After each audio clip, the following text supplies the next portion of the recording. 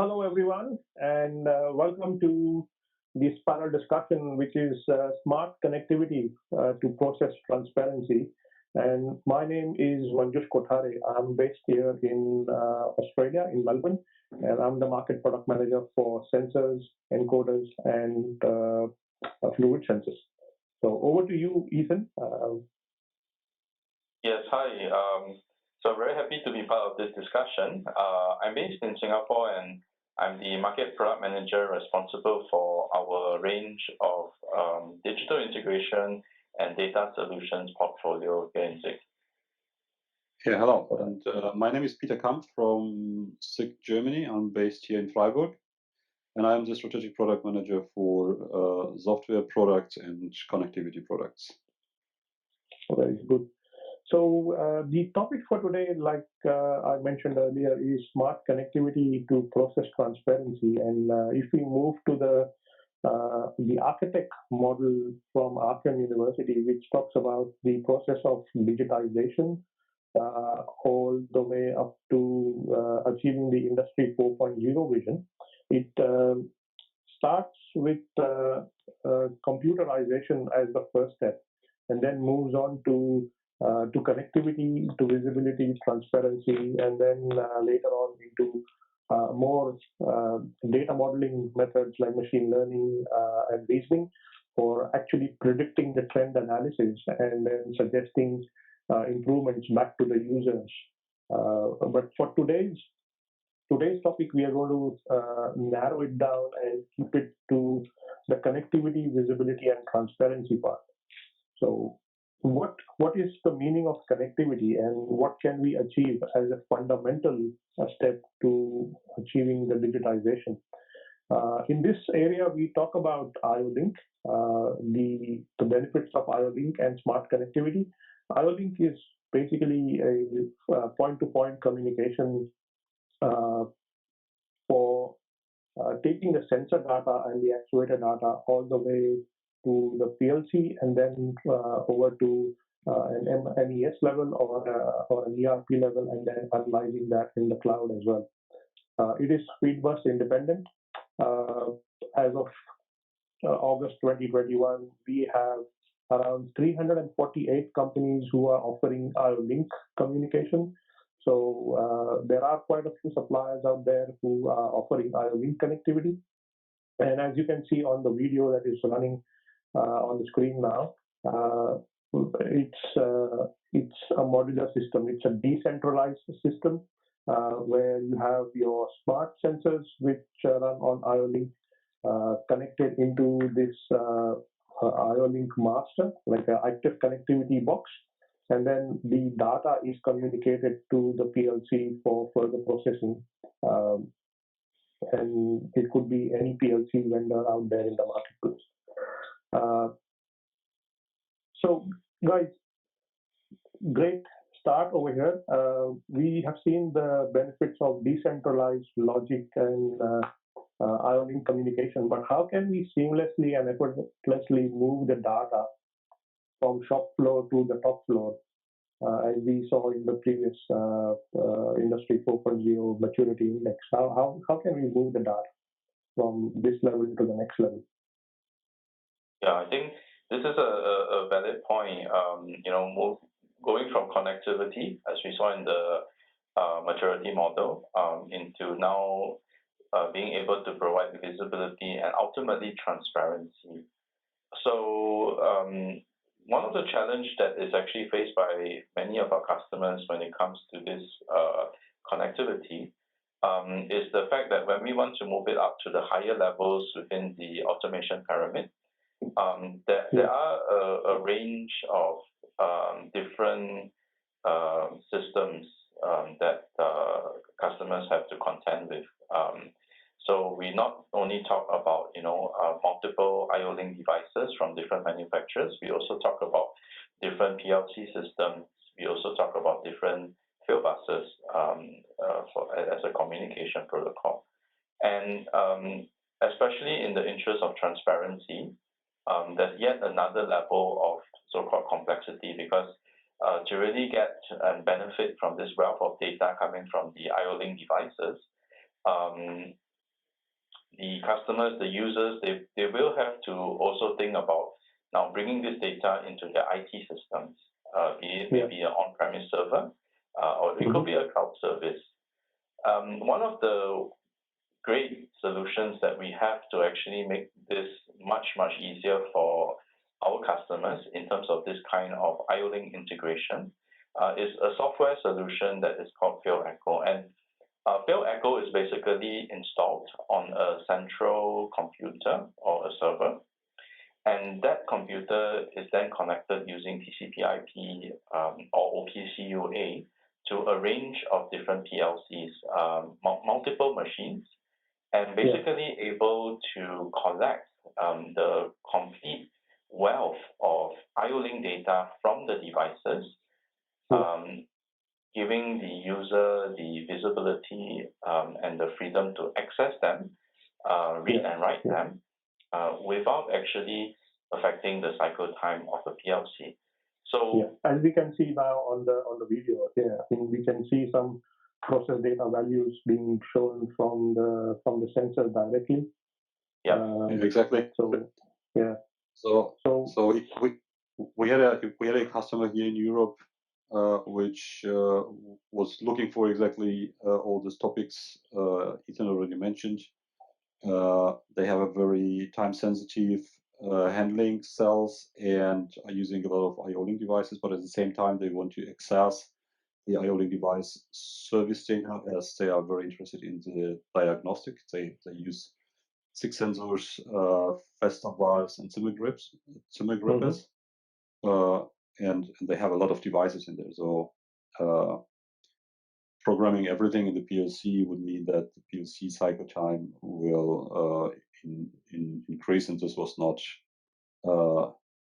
allowed at all. And they also wanted to have a graphical user interface to parameterize the IO-Link devices, and at the same time they wanted to have an alarm whenever something's out of the standard process. And exactly this was covered by FieldEcho and the FieldEcho dashboard. So we gave them FieldEcho. They installed it. FieldEcho is just recognizing automatically by itself which IO devices are connected. It gathers the IODDs automatically. And then the FieldEcho dashboard is connected to FieldEcho by itself. It sets it up by itself. It gives you historical data. It gives you an overview about the health of all the health and status of all the IO devices which you have. And whenever there's a problem, you will get an email telling you which kind of problem you have and which device it happens. And this was perfect match for both the OEM and the OEM's customer, which is now using it. So that's great, Peter. I like the name FieldEcho because it now echoes the peripherals and the devices on the field into the software, and the benefit to the customer is reduced cycle time. You can keep the PLC program really lean and manage everything outside in this software, which is very good. Another consideration, since we're talking about integration of IO-Link data and devices via the PLC, there does come times when the customer and the user they do need to get some data. They do need to get some of this information in the PLC for process control purposes. What solution is the best way to manage that? Yeah, you're completely right. So very often customers need to access the service data and of course the process data always of the IO-Link device they have, and they sometimes face kind of problem because they need to know how to do it. They need to program acyclic communication. They need to know everything about the devices, which parameters they have, how to access them, which way are the raw data transmitted and how to interpret them. So there is a lot of things to know. And what we are doing is we are having a cloud-based service which every customer can access. And this cloud-based service is just on demand producing IO-Link function blocks or IO-Link function block libraries. The service is called Function Block Factory. You just go there. You've got a filter which allows you to minimize the list of IODDs. You can filter by customer, product name, version of the IoT specification, and then you will get a short list of IODDs. You can choose one, you can continue, you can select which PLC you would like to have this function block for. We support today like 10 different PLCs from Siemens, Rockwell Automation, Webeckhoff, many others.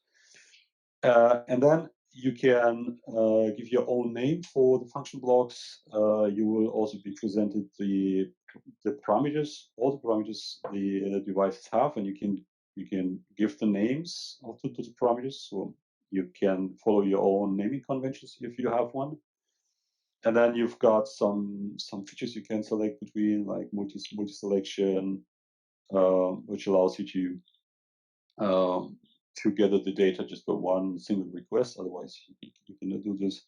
You've got the possibility to have access to sub-indices, which speeds up your communication. For more picking programming, we've got enumerators. You can select this as well. And once you click Add Create, your function block will be just done. And you can use it for all the vendors. It's not just limited to SIG. So if you do so, you've got instantly and immediately an de facto standard in your company. So your programming will become the same for any kind of IoT device, be it a lamp, a sensor, or a valve. So I think this is a very, very good solution, and we speed up customers' development, and we make it as easy as possible to use IoT devices in the PLC. Yeah. But it's great that it's vendor independent, because then suppliers controls engineers are not stuck to using one software from one supplier and then another software from another supplier. So it caters for everyone's demands. It's like a one-stop shop. I like it because now IO-Link is Fieldbus independent, and the function block factory that we are offering is now vendor independent. So that's a great benefit. And you can use it for any kind of IO-Link masters, not only for together with SIG 200. It makes it even more flexible and more open. Yeah, very good. So everyone, thanks for attending this panel discussion. I think we've spoken very briefly about what the future is through the maturity index model. We've talked about the benefits of having smart sensor technology and the connectivity, and I think our experts over here, they've shown the Fieldbus independent softwares like your Field Echo, and also the function block factory, which can help enterprises and organizations in moving from connectivity to process transparency in future, and really bring home the value of digitization to their organization. So very good. Any last words from Peter and Ethan? Yeah, well, I would just like to emphasize that whichever application you have, be it just collecting data in the PLC, having it in the HMI, or just integrating it to any further application or cloud-based service, we always have the right solution for you. And so using IO-Link devices is just becoming a very easy job. As there's no reason to hesitate from using IO-Link in your machines. Totally agree. Yep, 100%. Yes, and from here also, I think our value proposition to those of our customers or users who are interested in exploring these solutions, which make IO-Link integration seamless and very easy, not just on the shop floor, but also from the shop floor to the data floor, right? From the machines to the IT systems. We can really provide the value proposition that here at SIG we are experts in this connectivity. We we were one of the founders for the IO-Link communication protocol. We have these solutions which are really vendor independent. And I think this is a huge value proposition for our customers, because when we go back to this maturity chart, the later stages of Industry 4.0, the visibility, the transparency, the prediction, it all comes back to the connectivity as the foundation, connectivity as the basis. So SICK can really be a trusted solution partner for the entire value chain. But more importantly, we can also help customers to start their journey to digital transformation on the right step, right, with this intelligent, this smart connectivity. That's very good. That's very good. So thanks for coming to this panel discussion, everyone. Hopefully you got something out of this. I think this was really a good discussion. Peter and Ethan, thanks for coming to this event. And if you have any more questions, please don't hesitate to contact us and get in touch with your local SICK representative. Have a good day, everyone. Bye. Thank you. Bye-bye.